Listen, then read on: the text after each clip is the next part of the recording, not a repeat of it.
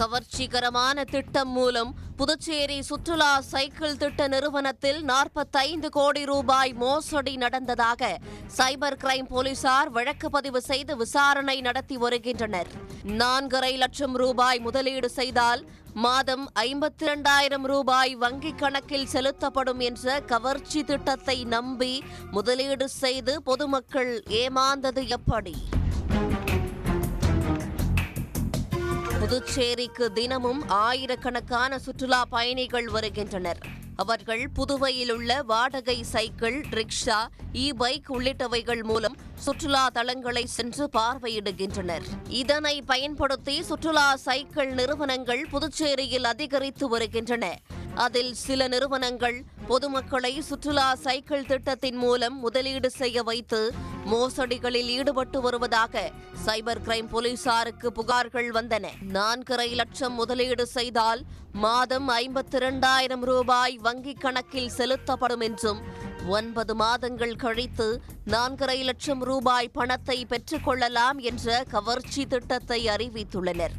இதனை நம்பி புதுச்சேரி மற்றும் தமிழ்நாட்டை சேர்ந்த 1000க்கும் மேற்பட்டோர் முதலீடு செய்துள்ளனர். இதன் மூலம் சைக்கிள் நிறுவனம் 45 கோடிக்கும் மேல் நிதியை முதலீட்டாளர்களிடம் திரட்டியிருப்பதாக சைபர் கிரைம் போலீசாருக்கு தகவல் கிடைத்தது.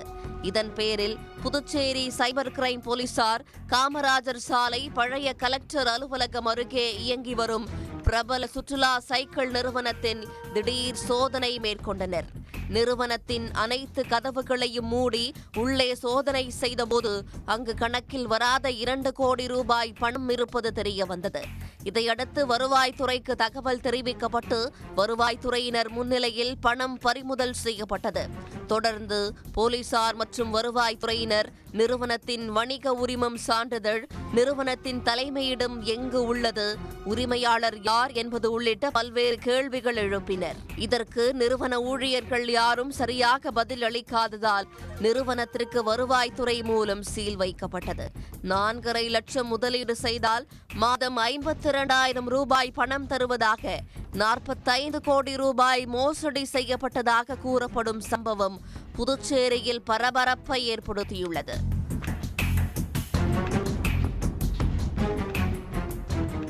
உடனுக்குடன் செய்திகளை தெரிந்து கொள்ள சன் நியூஸ் பெல் ஐகானை கிளிக் பண்ணுங்க.